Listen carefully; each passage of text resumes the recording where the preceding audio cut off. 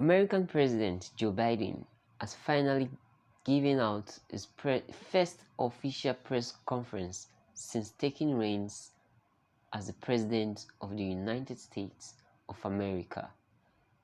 In this press conference, he took time to relate to so many pressing issues, from the border crisis to COVID-19 and some other very important issue which I'm going to relate out to you in a moment. But before then, I use this opportunity to say a very big thank you to every single person who has brought us this far, who has subscribed to our channel, watched our videos, commented, liked. We say a very big thank you to all of you, and if this is your first time on our channel, please kindly remember to click on the subscribe button, click on the bell icon too to get notified whenever we drop in new videos.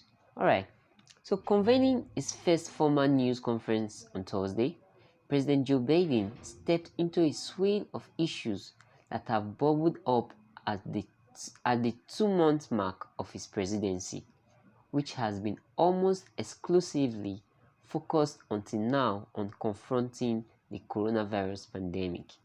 He came prepared with a binder of talking points and a goal of staying on message, though at times he meandered and at moments grew defensive. The president broke new ground on his views of the Senate filibuster, said he expected to run again in 2024, and downplayed the prospect of withdrawing US troops from Afghanistan by the looming deadline. At a broader level, however, he provided the American people their first extended look at how their president operates, his grasp of his own power and his views towards the future. It took 3 questions, but Biden acknowledged Thursday he was ready to look at reforming the Senate filibuster in a major way, including going beyond just reverting to the so-called standing filibuster. According to American President Joe Biden, he said, "We are going to have to go beyond what I'm talking about."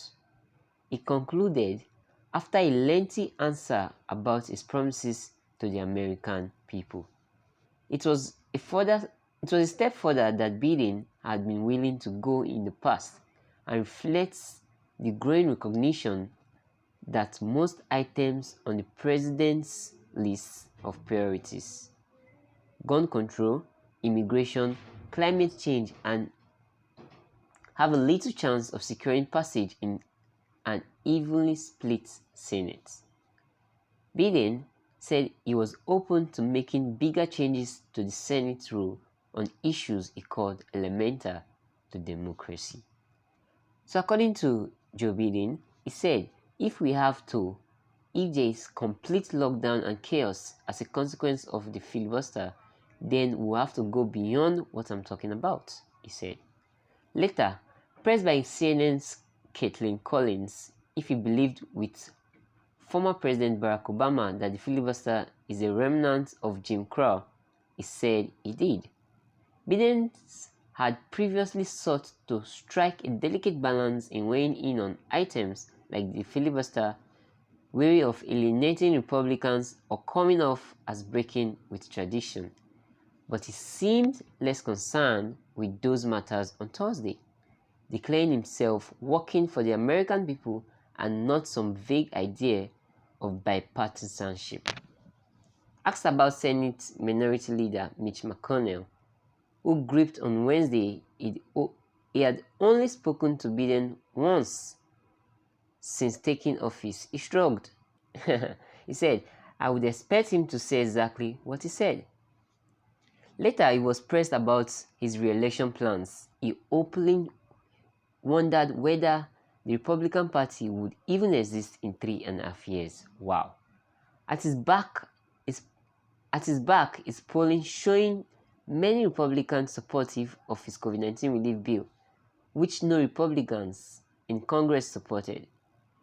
Biden acknowledged the fact and said it mattered more to him than Republicans in the country backed his agenda than Republicans in the Capitol. According to Biden, he said, have not been able to unite the Congress, but have been able to unite the country based on the polling data, he said. So, people who have worked alongside Biden often note he has temper that sometimes flares when he's challenged, and that was the case on Thursday. Asking one reporter, that's a serious question, when pressed on conditions at border facilities and chaffing at questions about his political future. Well, Biden eventually did say he planned to run for re-election in 2024, something he hadn't said before, but acknowledged that events may intervene. So according to him again, he said, "I'm a great respecter of faith," he said. "I would fully expect that to be the case." The question about his political plans put Biden's age in sharper focus than it has been so far in his presidency. And at moments during his news conference, it was clear the 78-year-old Biden was relying on scripted talking points. At other moments, he trailed off, appropriately ending answers when he seemed to be meandering. According to him, he said, "I'm giving you too long an answer." He asked several minutes into an answer on immigration. Maybe I should stop here. Well, Biden demonstrated a firm grasp on the wide array of issues confronting his presidency and seemed impassioned by topics ranging from voting rights to infrastructures. And he did grow defensively, particularly when pressed on his administration's record in stemming the surge of migrants on the southern border. His news conference was not marked by open hostility in the same way President Donald Trump's were, and flashing anger at reporters isn't new for Biden. On the campaign trail, he lashed out when questioned about his family. His advisors do not believe occasional flashes of anger are necessarily a bad thing to Biden. Biden has relentlessly focused on combating the coronavirus pandemic since taking office. One of the reasons a news conference was put off for so long, according to White House officials, was that Biden's time was overwhelmingly preoccupied by the response. Yet, the news conference came at a moment when other issues were swelling. Biden entered the event hoping to turn attention back to his COVID-19 response by naming a new goal on vaccinations, 200 million in his first 100 days, and later he sought to frame his entire early presidency around the pandemic response. So, according to the American President Joe Biden, he said, "When I took office, I decided that it was a fairly basic, simple proposition. I got elected to solve problems," he said. It turned out his desire to insert his pandemic response back into the conversation was warranted. It did not arise in any of the questions posed by reporters.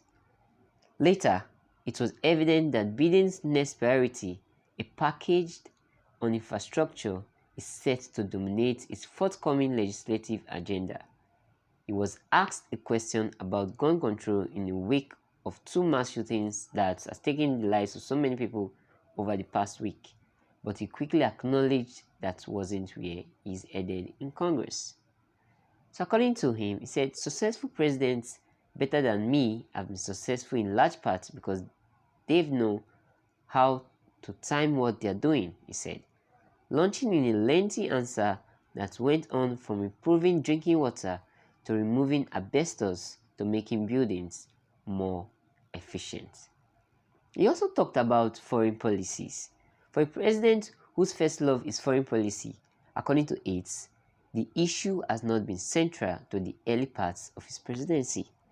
That seems due to change in the coming weeks as he faces decision on withdrawing troops from Afghanistan, punishing Russia for its role in a massive cyber attack, responding to provocations from North Korea, and developing a strategy to deal with emboldened China.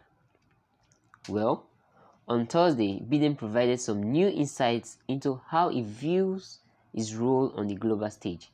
He suggested a renewed focus on improving relationships with American allies after a tumultuous 4 years under the last president. But he quickly acknowledged certain areas where he found himself confronting the same very issues as his predecessors without new approach. So, he said that it would be hard to meet a May 1 deadline for withdrawing US troops from Afghanistan, but said he could not picture troops there next year. He said Wednesday's ballistic missile test from North Korea violated UN Security Council resolutions and vowed a response if the situation escalates, but said, like Trump, he was willing to give diplomacy a chance if conditioned on the end result of denuclearization. And although he declined to answer specific questions about Trump-era tariffs on China, saying they only touch a part of what the relationship with China was really about, his administration has left them in place for now, believing they provide leverage for future negotiations. He was further asked if North Korea was still the top foreign policy issue he was currently facing, something Obama warned Trump would be the case when he entered office in 2016. Biden said it was. According to Biden, he said yes. He said without elaborating. What a lengthy speech. So this is just the speech in summary of American President Joe Biden in his 2 months in office officially. And he's taking that time to talk about so many pressing issues, from border challenge to the use of weaponries, to UN, China, South Korea, Russia, COVID-19, and so many other issues which he really took his time to talk about. I like to get your own comments about this, because so many people have reacted to this. I'd like to know what you think about these reports from the American president, and also I'd like to get your comments on it. And remember, if this is your first time here on our channel, please kindly remember to click on the subscribe button, click on the bell icon too to get notified whenever we drop in new videos, and most importantly, stay safe out.